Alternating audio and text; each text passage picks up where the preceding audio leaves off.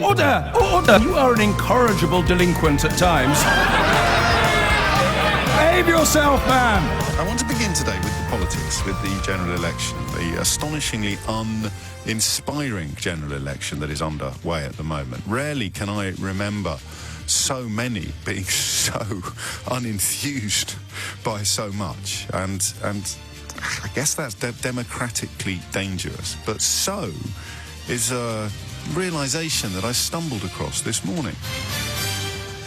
And it is a really weird thing. I'm really sorry if you've already clocked this, and I'm sitting here on the wireless patting myself on the back for my uncommon perspicacity, when in fact you've been wanging on about exactly the same subject for the last month.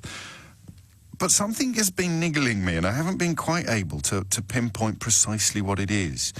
And it is this. I suddenly realised, listening to Priti Patel give an appalling interview earlier today or late yesterday, it's bad being thick and it's bad being callous, but being callous and thick is really, really, really bad. And the argument seemed to be that the government isn't really responsible for anything. And albeit that takes the observation that I stumbled across to its possibly its logical conclusion, you get into the foothills of that thinking, and suddenly the thing that's been confusing me and bothering me about this election moves into the spotlight. Nobody is fighting this election as the party of government. Now, none of us have got 20/20 hindsight. When do you think you became electorally conscious? For me, 97 was quite a big deal. 97, of course, saw Tony Blair's Labour Party mount a spirited assault upon the Thatcher Major legacy. Major sought to fight that election on his record. And that am I going nuts, or is that how general elections usually work? The party of government fights it on their record, and the party of opposition attacks that record and promises a brave new dawn. I'm not going nuts, am I? That's how it usually works. This election, arguably the Conservative Party are putting more effort into trashing the record of the government than the Labour Party are. It's quite incredible to observe. Not just with Brexit, which of course was stymied on 3 separate occasions by Conservative MPs, by members of the ERG and what have you. That rewriting of history is quite incredible. But the economics of it all, the legacy of austerity. Something really weird happened in London yesterday, for those of you who don't live in the capital, when the London Evening Standard published an almost polemical piece on its front page about homelessness, bemoaning the rise in homelessness, bemoaning the increase in the number of people sleeping rough on the streets of this city. Now, that is, of course, a phenomenon that's reflected in big cities up and down the country, but the fact that the London Evening Standard reported this left a rather gaping flaw in what you could describe as the ethical logic of their editorial position. And the gaping flaw was this. The London Evening Standard is edited by a man you may have heard of called George Osborne. And George Osborne was the Chancellor of the actual Exchequer between 2010 and 2016. And as he writes an editorial bemoaning the fact that there are now reportedly 170,000, is that right? That can't be right. That will be homeless as in not having a home. That won't be sleeping rough. That will be including people in B&Bs and... if there's 170,000 people sleeping rough on the streets of London, then, crikey, we should all just give up and go home. I'll double-check that. 8 minutes after 10 is the time. The question, of course, that I'm nudging you towards is that hardy perennial of our time together. What the hell is going on? How are we allowing the party of government to mount an election campaign that seems to me, and I could be wrong on this, maybe you're seeing it differently, it seems to me to be a campaign that essentially seeks to distance itself from the last 9 years. Now, you've had personnel changes, obviously. Boris Johnson wasn't even an MP, of course. He was Mayor of London for much of that period. And then Theresa May took over from David Cameron in the most unexpected of circumstances, I suppose. But they were all there. I mean, the cabinet ministers doing the rounds, they were campaigning on the last manifesto and the manifesto before that. And I think I'm right when I say general elections are generally fought with the government defending their record and the opposition attacking it. This is an election in which both parties are attacking the government's record. And bizarrely, at this point in proceedings, by which I mean, you know, the day, not the fact that it's 9 minutes after 10, at this point in proceedings, I would say, assisted obviously enormously by a ludicrously biased print media, but the print media sets the tone for those of us who are compelled to observe impartiality during these periods. Print media isn't. They can say whatever they want, and my God, they do. We look at this ludicrously biased print media, and I'll say it out loud, I think that the Conservative Party are doing a better job of attacking the Conservative record than the Labour Party are at the moment. And if it turns out that this election depends upon who can distance themselves furthest from the 9 years of Conservative and coalition government, what the hell does that set up for the future? How does that democratically serve us? So I suppose question number one is, am I right? 0345, I don't know why my voice went up 6 octaves when I said that either, all right? But am I right? Are you seeing what I'm seeing? This is an election where the Conservative Party completely disowned the fact that they've been in charge for the last 9 years. And you can pick them off one by one. Matt Hancock tweeting this morning about social care and how houses won't have to be sold by patients who've got Alzheimer's or who've got dementia. Who's been in charge for the last 9 years? What did you do about this issue when you had the power to do stuff? And then you come across Priti Patel's interview, which is, I mean, even by her standards, this is breathtakingly bovine. Have a listen to this. 4 out of 10 children in parts of Barrow are born into poverty. That's not good enough, is it? Well, it's appalling. And of course, but everybody, and it's not just people in Westminster, it's not just at a national level, it's at a local level through the It's the government, and you've had nearly 10 years. Well, it's not the government, though, is it? I mean, everybody just says it's the government, as if it's this sort of like bland blob that, you know, you can just go and blame. So the government's not responsible for poverty? It's not, because it's all parts of society and the structures. Local authorities have a role to play, education, public services, which are locally led and locally run. Local authority have their funding set by central government, and central government since 2010 has cut that funding enormously. Social services have their their every action determined by central government, and since 2010 social services and indeed the welfare state have been struggling under the burden of universal credit. The bedroom tax was introduced by the government. That's widely seen as being a massive contributor to poverty, and that's just off the top of my head. Bedroom tax, universal credit, council cuts and austerity. But here is the actual Home Secretary claiming that an increase in poverty has nothing to do with government. So what is the point of government then? Well, what exactly are we supposed to be voting for if the Home Secretary doesn't think that the health and wealth of the population is anything to do with them? If you're a fully paid up member of the Priti Patel fan club, I will put you up first this morning. What do you think she thinks her job is? If the health and wealth of the nation has nothing to do with the government, nothing to do with us, Gov. And I'll tell you something for nothing. If 12 months from now we have effected some sort of economic miracle and everybody is as rich as Croesus and laughing all the way to the bank, as opposed to the food bank, then Priti Patel will claim, inevitably, inexorably, absolutely indubitably, that it is entirely a result of the government and government policies. We're looking at a lot of weird stuff at the moment. Oh, I can feel my hackles rising. We're looking at a lot of very strange stuff at the moment, politically. And I think key among it is this assault upon objective truth.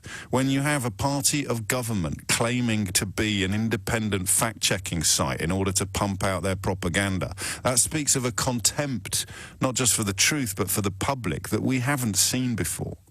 It really does. And now you've got a senior, one of the great officers of state, one of the holders of one of the great officers of state, claiming that the government doesn't have anything to do with poverty. And then, of course, you've got Nicky Morgan, who has the look at the moment of a woman who somehow kidnapped herself and held herself hostage, claiming that appalling assault upon objectivity and truth undertaken during that debate the other night doesn't matter to anybody outside Westminster. It's quite incredible. It just beggars belief what's going on at the moment. But if you had to find the thread that unravels the whole sorry mess, it would surely be this.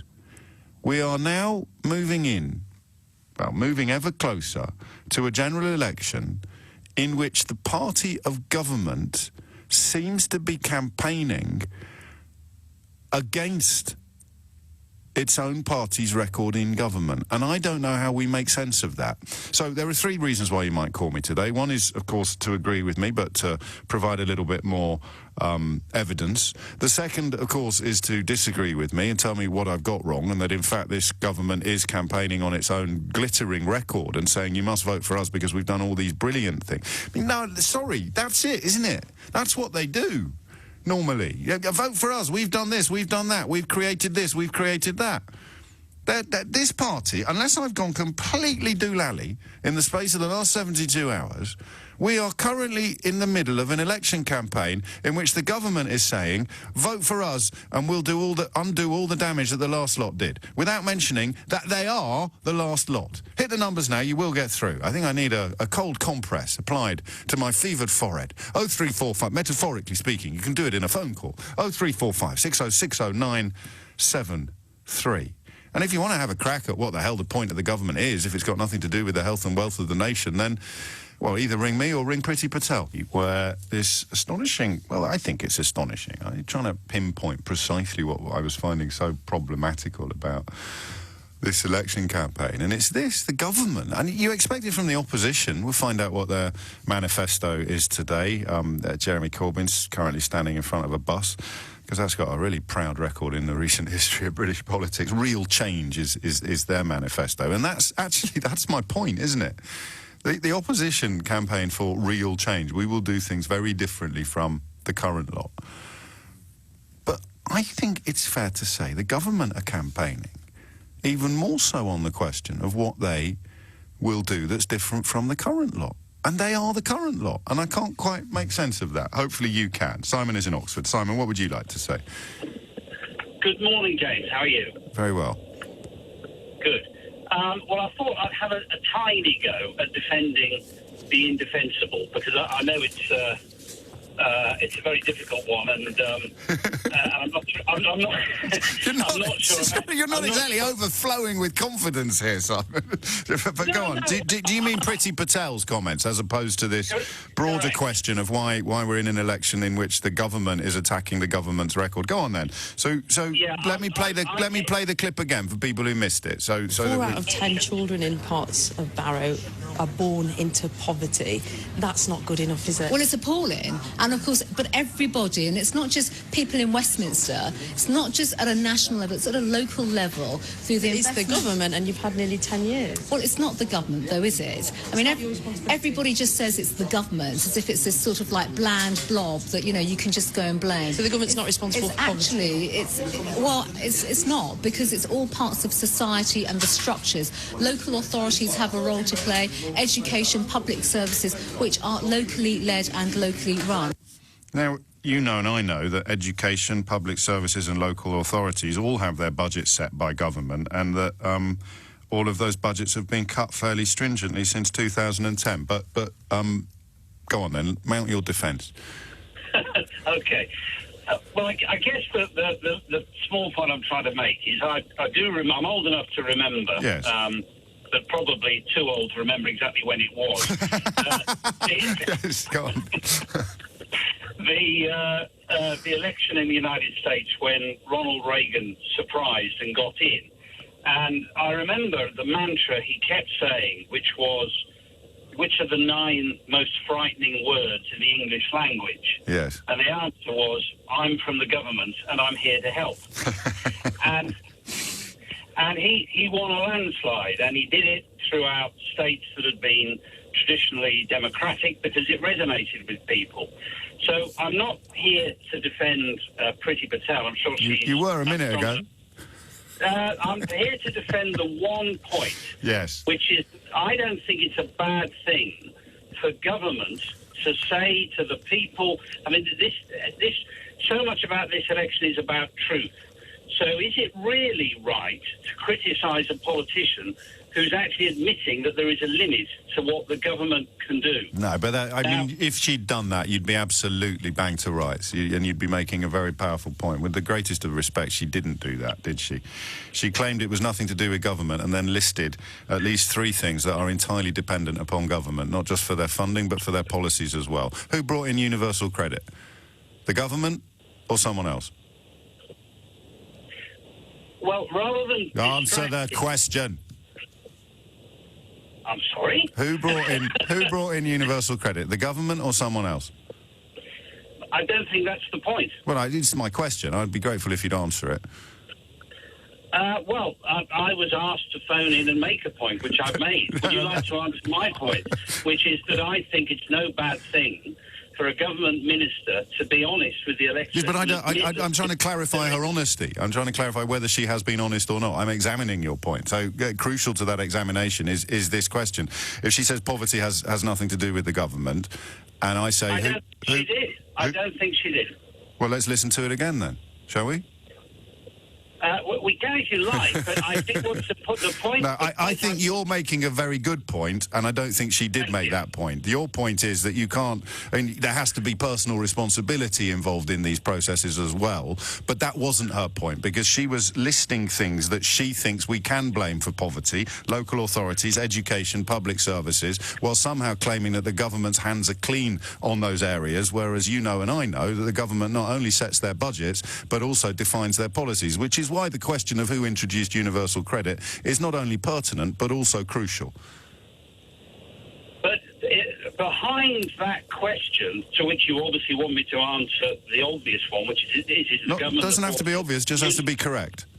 Well, yeah, yes or no, and it's obviously yes that the government introduced it, but behind that question is an assumption you're making that the introduction of universal credit or a whole host of other things are either silver bullets towards the poverty that we inevitably have in this country. No, it's not an opinion. I mean, you know and I know that food bank use, 60 to 65% of food bank users are there as a direct result of bureaucratic snafus with universal credit applications.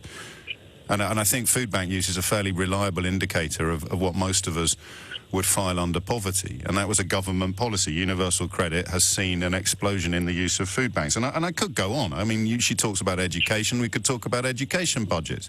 She talks about it's 1.6 million food bank parcels in the last year, and the Trussell Trust called daily for an end to this 5-week wait in universal credit. So if you've got no food for 5 weeks as a direct result of government policy, I don't see where personal responsibility would come into that. But I shall say it again. I think you make a good point. I think you make a mistake when you suggest that Priti Patel made the point that you made.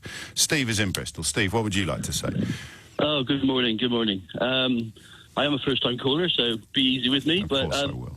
I really felt I had to call this morning because just out walking my dogs and to hear you to quote your epiphany earlier was exactly what I've been thinking for weeks and weeks, and really wondering why nobody else has actually made that point. Well, I'm sorry it took me so long to see what... No, I mean it. Because, you know, when you've got that little niggle and you can't quite put your finger on what it is that's wrong, and you suddenly go, hang on a minute, they've been in charge for 9 years and they're claiming that we need to vote for them to sort of change things. And there's Priti Patel on the telly claiming that poverty and sundry other direct results of government policies have nothing to do with the government. How has it happened then? You've been thinking about it for longer than I have. You'll have all the answers. How has this come about? Well, what it gave to me this morning was, this is, I think the government strategy, nobody's given the government enough credit for the strategy, because I think by maintaining the debate around Brexit and making every party discuss in-out strategy,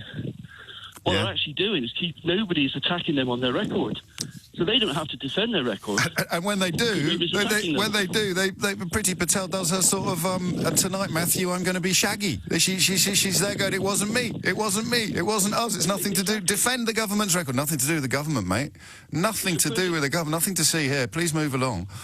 Perfect strategy. So keep it as much as you can on Brexit, make everybody defend their position, and then when you get attacked, just blame somebody else. Wow. And it's running that off. It's working very well. It seems to be working very well. Although post that leadership debate the other night, I think that some of the research shows that Brexit has been overtaken by the NHS as the voters, the electorate's key concern. But number one, polls, and number two, of course, everyone's painting that as good news for Jeremy Corbyn. It isn't necessarily when you look at the questions of trust in individual leaders. Steve, thank you. Well, at least I'm not alone. There's two of us there. Going to be crossing to the High Court in Edinburgh at some point in the next few minutes, where, as you have heard, the former leader of the SNP, Alex Salmond, is facing a raft of charges. Before that, Mike's in Teddington. Mike, what would you like to say? Hi, James. I've been thinking for the last couple of weeks that the Tory manifesto is in three parts. One part is to implement a Brexit deal that there's no mandate for. Second part is to reverse everything they've done over the last 9 years. And the third part is not being Jeremy Corbyn. Yes. And what 1 and 3, you can kind of see the electoral or the political pragmatism in. 2 is the weirdest thing I can remember seeing in politics. And so why is that? And it's the chap I spoke to when I called up, he asked the question, why do I think they're getting away with 2? And I wanted to make sure that he wasn't putting words in my mouth when he then asked me a question. And the answer is, he asked me a question about, is it part 3? And I think the answer is, when I speak to people who say, and I point out the Tories' lies to them, I point out the lies that are coming out of Boris Johnson, and they say, it doesn't matter, I don't care about that. At least he's not Jeremy Corbyn. He's not Jeremy Corbyn. Yes, and there are perfectly valid reasons perhaps for holding that position as well, given Corbyn's track record in some areas. But the idea that you would abandon your interest in truth and objectivity because you've been so spooked by the portrayal of a politician largely by Conservative supporting right-wing media is a little bit spooky. Thank you, Mike. We'll go to the High Court in Edinburgh after the news. You'll probably catch up with some details of Alex Salmond's court case in the bulletin. After that, we will continue the question of... I mean, I'm slightly encouraged by your reactions. No one so far has called me bonkers, but this is quite bizarre. We are in the middle of a general election campaign which has broken every rule of general election campaigns, in that the government is campaigning even harder against this government's record than the opposition is. I don't know where that leaves us, but it can't be good, can it? It's coming up to 10:30 later in the programme. Hopefully Mistria will be with us. We'll have a look at the manifesto launch that the Labour Party are currently contemplating.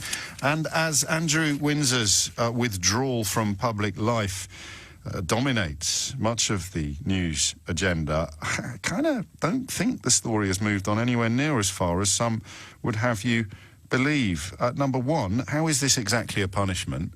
A bloke who enjoys a life of untrammelled luxury and privilege in return for cutting a few ribbons and making a few state visits now gets to enjoy a life of untrammelled luxury and privilege without having to cut a few ribbons and make a few state visits. Oh, he'll be humiliated. I don't care. If that was you, what sort of sanction would you expect at work?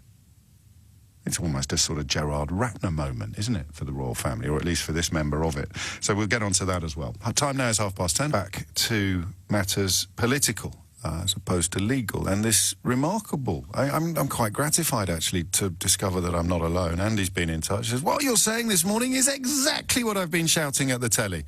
Thank you. I thought I was on my own. The Tories are a joke. I'd vote for anyone before them. Remember the last 9 years, people, please. Well, I won't endorse the second half of that tweet, obviously, and if you want to send me a message explaining or simply cheering for the last 9 years of government, then I'll happily read that out as well. But my problem is fairly profound, I think, this morning. And it's a democratic deficit, to coin a phrase. How have we ended up? And I wonder whether the answer is simply Brexit, and the fact that we've seen lies triumph on such a scale that, frankly, you'll try anything now. All bets are off. All conventions have been shattered. But I hope it's a little bit more nuanced, and I hope it's a little bit more, perhaps even uplifting. But the question is, twofold. The first seems to be getting a broad consensus of yes, and it's here, number one. Are we seeing a general election campaign in which the government is campaigning even more effectively against the government's record than the opposition? And if so, how has that happened? 03456060973. Mark's in Dumfries. Mark, what would you like to say? Hi, good morning, James. Hello, mate. I had wondered why my wall started bleeding yesterday, but apparently Michael Gove was in my constituency, so... Yeah. Did you see the Channel 4 interview with Kieran Jenkins? Yes. That was actually... We should probably have a look at that as well, because that pointed out what happens when you actually start asking questions about what they've done. And Michael Gove, for anyone who didn't see it, launched a remarkable ad hominem attack upon the journalist and the whole of Channel 4 News. But anyway, we digress. Yeah, well, I'm not here to defend Priti Patel by any means. Sure. I would say, though, that I think Labour are giving the Tories a big free hit, or a series of free hits, because they just seem incapable of defending anything the last Labour government did. You know, I remember 1997. Well, they can't. I mean, Jeremy Corbyn was probably a more assiduous critic of the last Labour government than anybody on the Conservative benches. I know, but the point he's making, you know, when the Blair government came in 97, I mean, I was involved in housing and then health before that, both sectors. Yes. And, well, my dad used to work in the health service as well.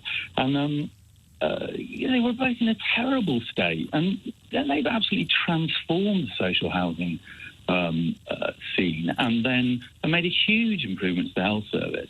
And because that's a fascinating point. I've missed this completely. And the Corbyn-McDonnell-Landsman axis would consider championing or trumpeting achievements of the Blair-Brown years to be anathema, wouldn't they?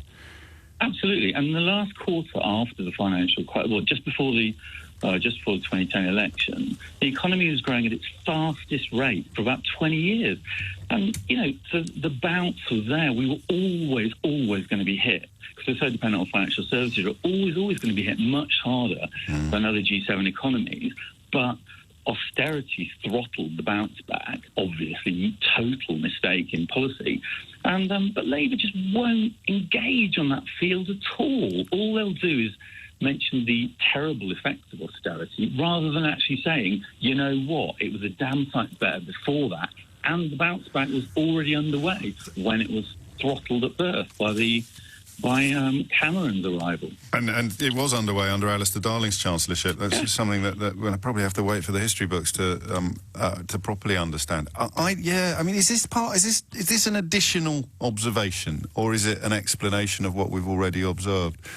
I'm not sure. It's possibly a bit of both, because I don't think you're disputing my suggestion that, bizarrely, the government is campaigning against the government's record more effectively than the opposition is. Yeah, absolutely. And you remind us that the best thing the opposition can do historically in these circumstances is remind people what it was like when they were in power. But Jeremy Corbyn's Labour Party was never in power. And the thesis that I find very close to irresistible, that they care more about power in the Labour Party than they do about actually power in the country, that certain members of the inner circle, that almost everything now slots neatly into place, doesn't it? Well, I think so. I mean, I think the whole project has been to get rid of. I was a Labour Party member and voted Labour for 30 years, and you know, I think the whole project was to get rid of people like me, who I've been attacked so many times by friends of mine who are, you know, in the... Are you a centrist? Are you a centrist, Dan? Well, you know what? I mean, I think most people in this country are actually quite moderate, and they want to talk to other people, and they want to get things done, and they want to compromise and hear the other side and just make things happen. I don't think this pendulum swinging, I've lived with it. You know, I was born in the 70s, and I remember how awful it was. I was born in the 60s, and I remember how awful the 70s I was going to say, yeah. And I remember how awful the Thatcher years were. And, you know... That period of consensus that you could argue began with John Major, or... Well, to a degree. I think he's kind of he's kind of polished up his record a little bit since he... yes, you're right. He's had a bit of a reputation, rehabilitation. But yes, I mean, I like you, I'm not quite as confident as you are, but then you don't do this for a living. optimism about most people essentially being moderate and modest in their political views. I could probably agree with you, but with the rather sinister caveat that if enough effort and energy is put into turning them into extremists, then I'm surprised how many people will heed that siren call and rally to the extremist cause. But yeah, it is, and that is, I think, a really crucial part of the problem, a really clever... I'm using all this, by the way, in my big election roundup for the Times Literary Supplement, so if you ring in and say something clever, I should perhaps have said in advance I'll be passing it off as my own imprint before the end of December. I'd say if it's really, really good, it'll make it into my next book. 10:43 is the time. That is part of the problem, isn't it? How can the government campaign against the government's own record? That's what the opposition is supposed to do. Well, actually, oddly, this opposition would campaign against its own party's record. That must be part of the answer to the problem that we're wrestling with today. Joe's in Glasgow. Joe, what would you like to say? Good morning, Brian. James, sorry. Hello, Joe. That's First time caller, slightly nervous, and a massive fan of the show, and you're very nuanced. Well, you're very kind. There's nothing to be nervous about, but I do understand why people often are. And I've just picked up and started your book, which I'm thoroughly enjoying. Gosh. The reason I wanted to call was I totally agree with what you're saying this morning with respect to the defence of an election. It's the weirdest thing, isn't it? Here we are with a government attacking a government's record in order to get another crack at being the government. The perspective I wanted to give was from a Scottish one, obviously. Now, I'm not a card-carrying member of any political party, but up here in Scotland, we have a government which, as you say, has its budget set from central government. And currently we have no tuition fees, we have no prescription charges, we have free dental care, we have free personal care, we don't have our pensioners having to sell their homes, the very things that are being discussed down south at the moment. And you have a government up here that is very proud to stand and have its job put out to everybody to see what exactly they have achieved. And the opposite thing you have up here is that you don't have anybody of any note within the other two major parties that can actually argue the point against what it is that's been achieved. And I watch avidly what's going on with the politics down south, and I watch it with a level of humour because I think it's been so broken down to sound bites. And what you're looking at just now is everybody is just throwing, you'll put this money into it, we'll put that money into it. We'll spend this, we'll spend that. No, we'll spend that, and we'll spend this, and we'll do this, and we'll do that. And where does it end, Joe? I don't think it's ever going to end. Come on, man. The negative part for me is I think part of the problem is that people are disengaged to an extent that all they will listen to now is sound bites and they'll vote on it. One of the things that I was and that's why Get Brexit Done is the kind of natural successor of Take Back Control. Brexit means Brexit, or whatever it might be. Get Brexit Done is utterly meaningless, but people are cheering it. I've listened to so many of the callers this week. I'm off on an annual leave break, and lovely. You know, there's so many people phoning in and exactly saying that you're not holding the feet to the fire of the politicians. You know, in terms of actually challenging them on the very things that they should be getting challenged on. Well, it's even worse than that. I've heard some people try to defend Jacob Rees-Mogg, maligning the memory of dead children in the Grenfell Tower tragedy, because the tribalism is so complete. It's absolutely shocking. I watched a clip on one of the channels the other night, and they were taking the views of people in a certain area down south, and it was after the debate, and this woman came on and said that Mr. Johnson, I refuse to call him by his Christian name, Mr. Johnson just edged it for me because he has more charisma.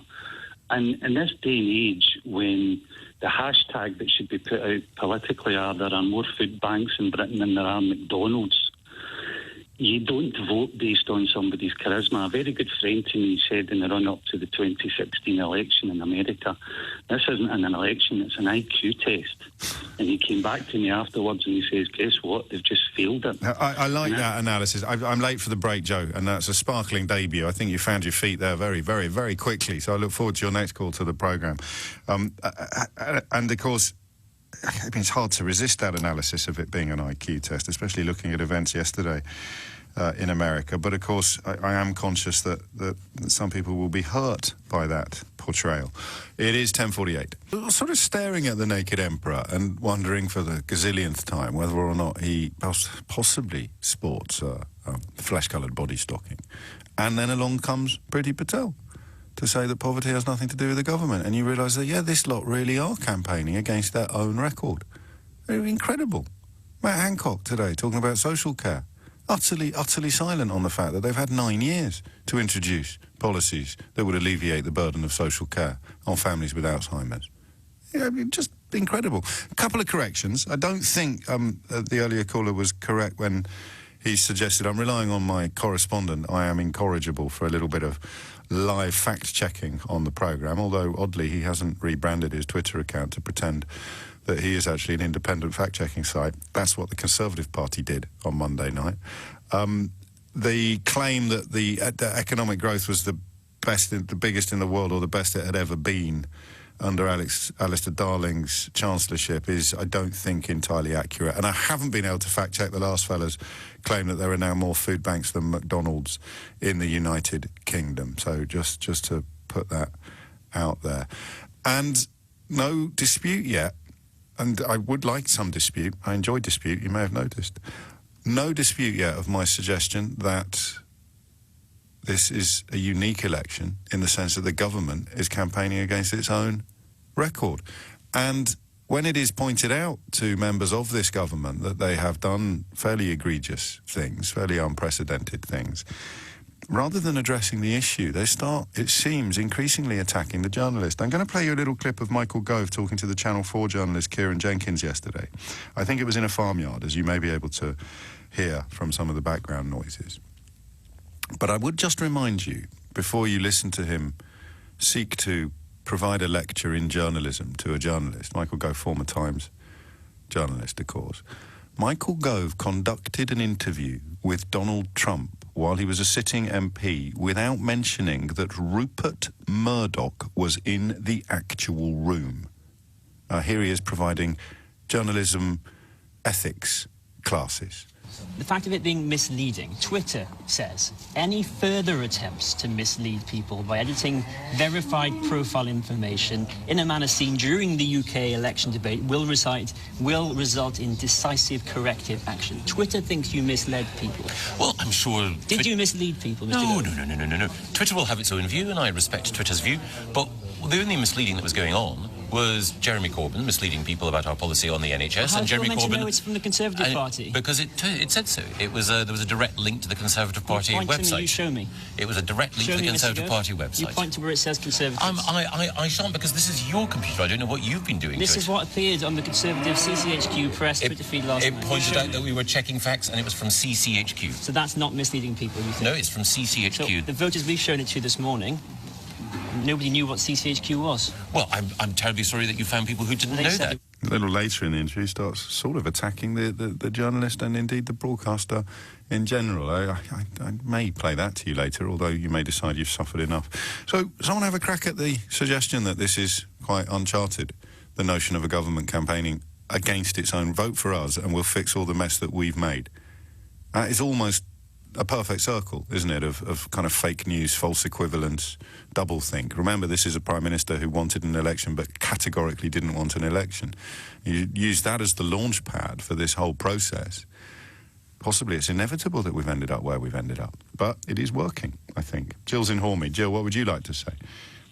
Hello, I'd just like to say that I agree with you, but that also that... how boring. No offence, Jill. Well. No, Labour are doing what? Campaigning against their own record. Yes, and there's only been one person I've heard that's actually spoke with pride about what they did, which was the Education Shadow Minister, yes, or ex-one, who was talking about how Sure Start had helped her. I mean, they had a lot to be Angela proud Rayner. of, but they actually keep being beaten by the Conservatives, and they're just sort of like laying down and saying, hit me harder. This is the second suggestion that Labour actually are seeking to ignore or criticise their own record, and it's a powerful point. I'm not entirely sure it's a genuine equivalence. They're not saying vote for us and we will undo what the last Labour government did, are they? Whereas I think the Conservatives seem to be saying vote for us and either we will undo what the last Conservative government did or we'll fix some of the mistakes and mess that are currently in place. Sorry for interrupting. I think the Conservatives are saying that because I think actually they know they've made a mess. They know they've upset millions of people, that they've put people into poverty and... No, nothing to do with the government. You didn't get the memo from Priti Patel. Nothing to do with the government if people are in poverty. But that just shows her complete ignorance and her... It just actually makes me very fearful because you think you've got people like that's in power, that has power over millions of people's lives, and she's looking after our security, and you just think, how can that be? Well, you know how it can be. I mean, politics has always been a fairly strange business, but for me, the how can that be bit is how can you say vote for us and we will be much better than the people who've been in power for the last 9 years, brackets, that was us, by the way, close brackets. That's just bonkers, right? Why is the electorate, why are we not seeing that? Why are we seeing it but swallowing it and saying it doesn't matter? We know it's lies because look at how people laughed at Johnson the other day when he said about truthfulness. They laughed at him because they know he's lying, but it doesn't matter. And look, I mean, the defence that all politicians lie is curiously dissonant, isn't it? Because it's not true. Some politicians don't lie. If they do, it's by accident. It's not a modus operandi. But there will be calumnies and exaggerations on both sides. I think Corbyn's claim that he had, for example, dealt with all the complaints of anti-Semitism has been described as a lie by party members and some party activists. But yeah, if you're looking at Boris Johnson's track record, if you're looking at the history in his personal and his professional life, it is hard to think of a parallel when it comes to the scale of the dishonesty and the deceit, although maybe Priti Patel and others are rising to the challenge, because her analysis of the government having nothing to do with poverty would completely ignore the architects of the bedroom tax, the architects of universal credit, the architects of benefit cuts, the architects of sanctions, of squeezed wages, of slashed council funding. Indeed, it would completely ignore the impact and the architecture of austerity itself. But there she is, wanging away on your telly.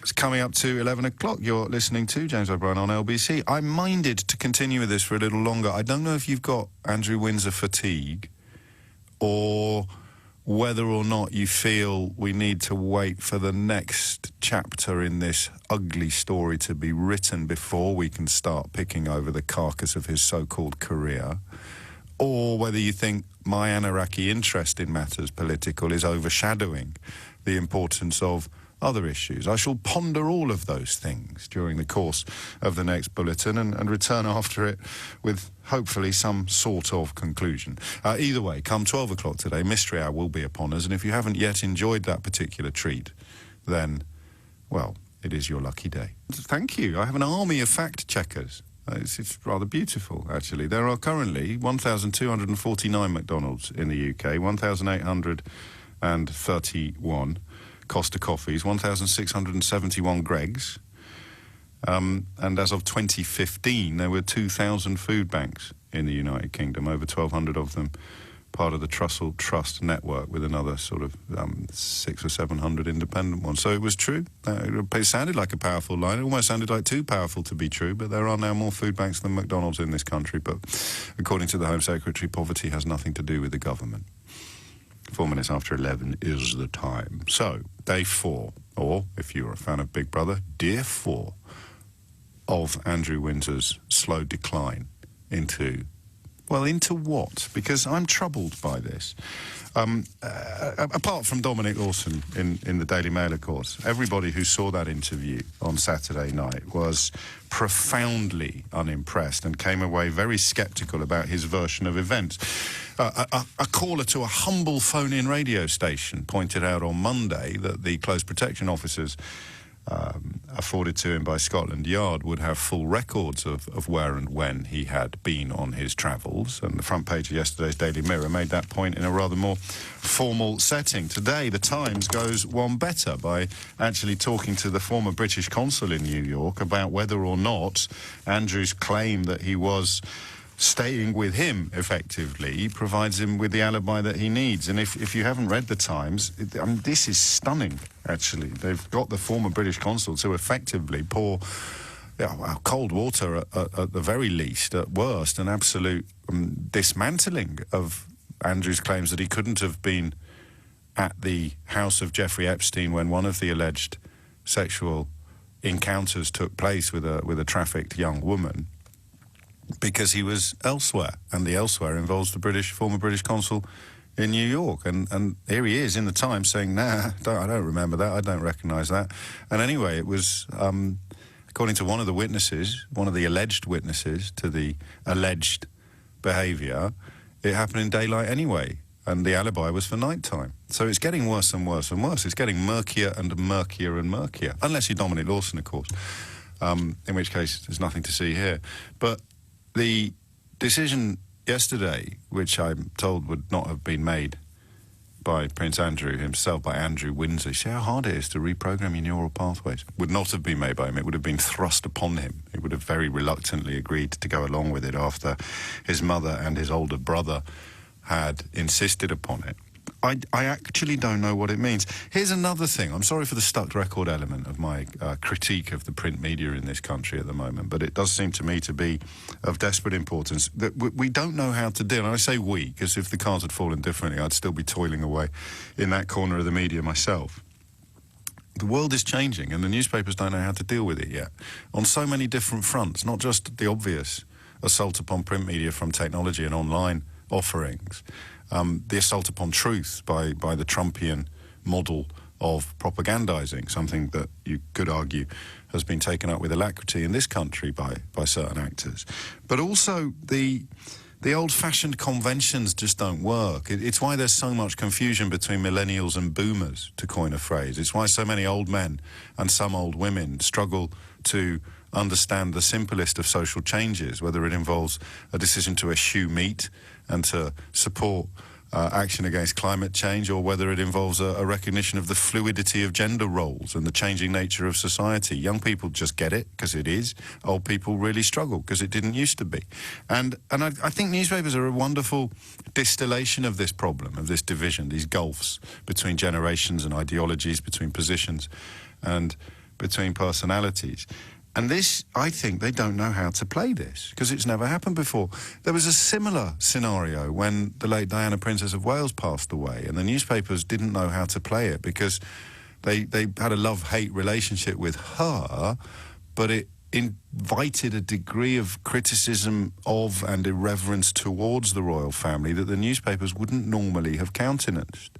They are, if you like, generally the sponsors of a forelock-tugging approach to the establishment, because if it wasn't for all the forelock-tugging, then the tax-avoiding billionaire owners of these newspapers would not be able to exercise such enormous power over the electorate.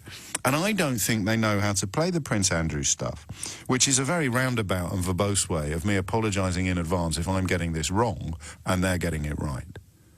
Because that doesn't look like any form of punishment at all to me. Andrew Windsor will no longer be doing royal duties. Well, pass me the world's tiniest violin. From where I'm sitting, that means he continues to enjoy a life of unearned and untrammelled privilege without having to do the paltry little duties that he saw as the price to pay for the privilege. I mean, if his conduct is such that the Queen considers him unsuitable for public life, then he shouldn't have a title anymore, should he? 0345 6060 973. If you ring in, you'll be logged and booked, but you probably won't get straight on because I am waiting for Jeremy Corbyn to take to the stage and launch the Labour Party manifesto. Len McCluskey has been working a shift as his warm-up act, but as soon as Jeremy Corbyn appears on the stage, we will have a look at that. We will have a proper listen to that, and then we'll pick over the bones of the announcements with Theo Usherwood a little later in this hour. I will, after that, depending on what emerges, I will, after that, look at a curious situation where Prince Andrew's conduct and behaviour and the suspicions that still hang over his relationship with Jeffrey Epstein and worse have been adjudged by the Queen to be of such profundity and sufficiently problematical to withdraw him probably forever from public life. This doesn't look to me like a temporary suspension. I do not think that Andrew Windsor has been benched. I think he's been offered an early bath. This is early retirement in all but name. In which case, how the hell does he get to hang on to a Royal Highness status? I mean this. It's not republicanism. It's actually the essential relationship between actions and consequences. And when you remember that Boris Johnson talked about the institution of the monarchy being above reproach, you could be forgiven for thinking that there goes a man who would love to see the relationship between actions and consequences diminished and decreased even more than it has been already. So that intrigues me, and I will be interested in whether or not it intrigues you, or whether I just sound like a sort of chippy pleb who's got a problem with inherited privilege. 11:11 is the time. Rebecca Long-Bailey, widely seen as a potential successor to Jeremy Corbyn, is now whipping the crowd up into a frenzy of orgiastic adulation. I exaggerate slightly. She's now introducing Jeremy Corbyn, which means he will be due on the stage any minute now. And as soon as he appears, I will cross live to the hall. Before that, let's squeeze in Kevin for two reasons. Number one, I'm very interested in what Kevin has to say, and number two, Murphy's Law suggests that the minute I introduce him, Jeremy Corbyn will pop up on the stage, and he will be there. Kevin, what would you like to say? Good morning, James. I'm quite happy to be interrupted by Jeremy, so don't worry. Okay, you probably will. Just mentioning, you started this morning after watching a sneering interview with Priti Patel. You had an epiphany. I never used the word epiphany, but all the callers have started using the word epiphany. It's a bit strong. It was more of a penny drop moment. Nor a Damascene moment. Yes. Okay, but you had the realisation that they're basically able to run against themselves and their awful 9-year attack and assault on this country. And they do so with some seemingly impunity. You then actually illustrated the very problem here. That's a perfectly good point. And then you and two callers, I'm a fan of yours, James, but I am being a Can I predict what you're about to say? Yes, go on, please. You and two callers then had the audacity to criticise Jeremy Corbyn. How dare you? Yes. How very dare you? And hence my first-time call. But but actually, but it's true. But that is the point. And if I can, before Jeremy cuts me off, there's a threefold. There are three players in this. There's the Tory party, the opposition, and the media. And even if I grant you that the opposition, and I don't, I'm saying this just to move along. If the opposition's appalling, if we're useless, if we're terrible, if we have nothing to offer, if we're secret Tory supporters even, then it's the role of the media to step in and to hold them to account. And they don't. Labour has spent the past 3 or 4 years constantly fighting a rearguard action. Or whenever we want to talk about something, it's what about our anti-Semitism problem? It's not, though, is it? No, I'm going to engage with this for as long as I can, because I see the attraction of believing what you've just stated, but it's not true. Okay. Corbyn's anti-Semitism problem. Corbyn's it has not been properly dealt with. Why wouldn't he be interviewed at length by anyone? Well, actually, you only get to make the rearguard action argument if the poor fella is putting himself up for interview left, right and centre and can't get a word in edgeways because he's constantly being hit over the head with the anti-Semitism allegations. I've been trying to get an interview with Jeremy Corbyn since he became leader of the Labour Party, and I'm far from alone in this industry. I don't think he's given an interview to this radio station since he became leader of the Labour Party, except when Sadiq Khan was doing my holiday cover. So I would allow you... Hang on, I haven't finished. I've barely started. I would allow you to claim that he's fighting some sort of rearguard action if you could point at all the interview opportunities he's accepted, all the interview invitations he's accepted, and conducted himself with clarity, calmness and compassion, and been utterly unfairly ambushed with questions about anti-Semitism. But you can't do that. Okay. So if I could, because actually this would help me. I'm just an ordinary person that joined the party because I believed. I'm a committed anti-racist, anti-fascist. I deplore fascism and racism. As do I. And I am, in fact, a tank-topped bum boy myself. So, when it was first... I'm not, for the record, but it doesn't matter, and it won't come between us. There's still time, don't worry. Behave. But when, so when this was first brought to light, that we had this awful anti-Semitism problem, I was, of course, horrified. I don't want to be part of a movement that at its core is institutionally anti-Semitic, led by a terrorist sympathiser. I don't want to be part of this. So I did what I could, and I thought, well, what on earth has happened? Let me look into this. And James, and again, maybe the media needs to step in then, I couldn't find the claims that were so outrageous. I couldn't see this. Well, then just... what I saw... But do you know who you need to talk to? Sorry, if you'll forgive me, No. Jeremy Corbyn's coming to the stage now. You need to go and have a look at why the Equality and Human Rights Commission are mounting an investigation into the party if you don't think there's any evidence to justify the investigation. I say that with love, and I take your claim in good faith, but you can't look that hard, pal.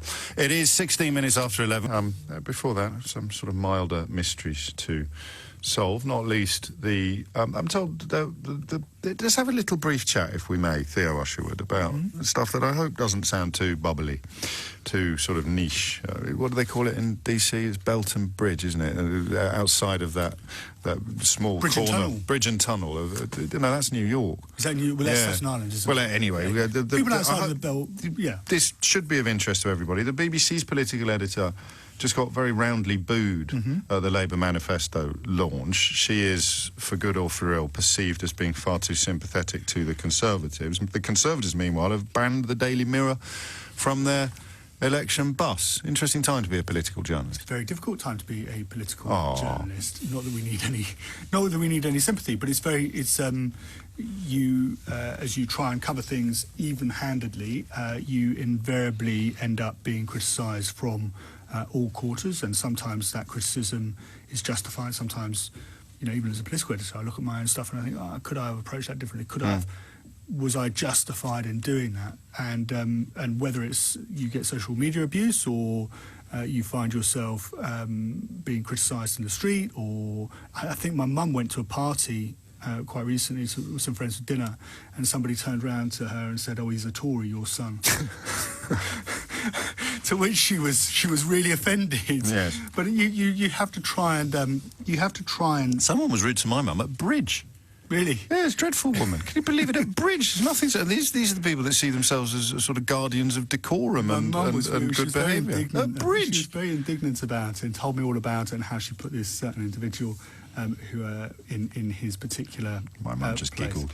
But it's really tough to do, and of course Laura Kuenssberg was booed.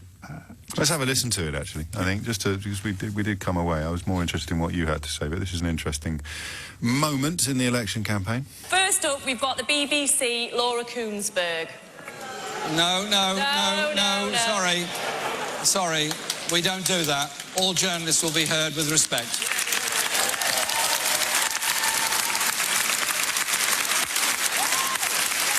11:53. For one dreadful moment there, I thought Corbyn was saying, no, we're not going to answer her questions, but he was doing what it absolutely was the right thing to do, albeit that he's recently asked journalists to report what he says, kind of unchallenged and unfiltered. But that was the correct way to respond, and the boos weren't quite as rancorous as some of the early reports might have suggested. No, and I think also tied in with the BBC is that previous criticism they've come in for, is that they are the establishment, that they are this organisation which puts forward a particular point of view that it doesn't have space for other opinions, and of course that's been well documented, and they have their own impartiality guidelines, which some people have criticised for hamstringing their approach to covering politics. I've only got about 5 minutes. If you want to ring in and respond to this manifesto launch, I would love to hear from you. If your attitude to the Labour Party is different from what it was before the manifesto was announced. I don't want to sound ungrateful or even possibly slightly belligerent.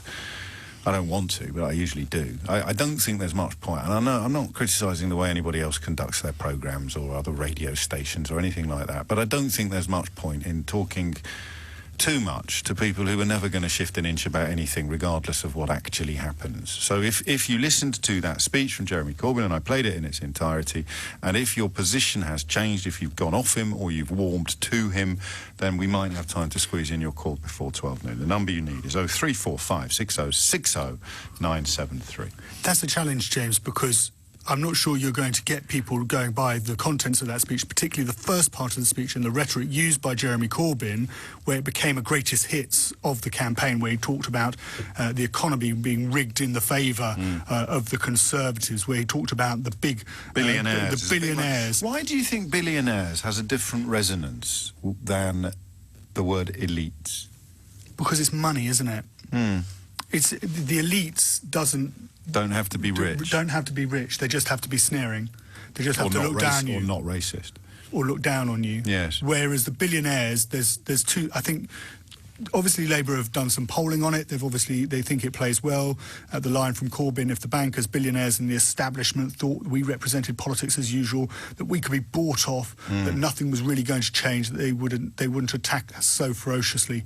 Why bother? But they know we mean what we say, and those are two lines which play to the base of Jeremy Corbyn's support, and I think speak to the fact that Corbyn and those around him know that they have to get their base support out in this election, and that is potentially problematic for Labour because they aren't reaching beyond what they perceive to be Corbyn's traditional support base. There is nothing that the policies are interesting, but there's nothing in the rhetoric which says that Jeremy Corbyn is trying to go beyond his traditional core vote. Well, I mean, carers, teachers, train drivers, engineers, tech workers, all experts in their field. Yes, I said the first half. The second half is a bit more, the second half of the speech where he gets into the detail, and you're right to point out, going beyond that, engineers, tech workers, those are two particular sectors that predominantly in the private sector, yes, rather than being public sector workers. So tenants. I mean, house ownership has gone down since 2010 at a rate of knots, hasn't it? Rent cap's a great phrase. We need to know precisely what it means. Have a look at and cities, how ambitious it will be. Have a look at cities where it is, or indeed countries where it is already in place. We squeeze in a call. I said I'd try. It'd be rude not to. James is in Manchester. James, what made you pick up the phone? Hi there. Yeah. Well, I've never really voted in my life. I've never really saw the point of it, to be honest. I've always thought to myself, I'm never going to make a difference. But just after listening to Labour's manifesto there from Jeremy Corbyn, can you prove that you've never voted before in your life? I know that you can't, but and I'm a cynical old soul, and it's not fair to take it out on you. But how do I know that you've just undergone some sort of Damascene conversion? I suppose you can't, really. No, I can't. Sure. I'll just establish that. And you sound like a stand-up guy. But what was it that tickled you most about what you heard this morning? It was the way he was looking after the people who you could sort of say the higher-ups have forgotten about, the people at the coalface, the nurses, the pensioners, people like that. And are you in their number? Yeah, Are you one of them? Yeah, I'm a teacher at the moment on the railway. I teach on the railway, and I've seen like what it's done to my engine. And it's turned your head. I'm cracking on only because I'm mindful of the clock. Should I squeeze in Mark in Liverpool, staying in the northwest? Mark, what would you like to say? Yeah, hi. I'm just thinking I'm probably thinking about maybe moving away from voting Labour. I've all throughout this election campaign and before, I've been really in love with the Labour ideology of, taking train companies under public control and trying to improve the NHS, all these type of state-led intervention, taking over things, let's get things back. Free market economy hasn't been working. But the more and more I think about it, I'm just getting more and more anxious, really, because I'm thinking that they're going to have this situation where the state's going to be running all these services. And then what if we're unhappy with the way these services are run? We're not going to be able to choose to go anywhere else, are we? Well, you mean like the NHS? Well, the NHS, from what I heard... No, I mean now. Well, the NHS is a state-run service now, isn't it? Yeah, and what are the options? What other choices do you have? Well, I think from the way I see that most of the problems have been going wrong in places like the NHS are not really down to the fact that there's not enough money there. It's just that it's being mismanaged. So Right.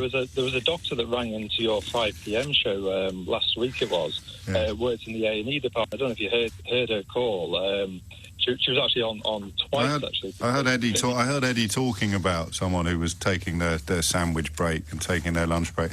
And by very useful balance there, that you've somehow been put off voting for Labour after hearing the manifesto. The previous caller attest that he was going to vote for the first time as a result of hearing the manifesto. And as I say, I've got no way of establishing the bona fides of these contributors. It's 12 noon.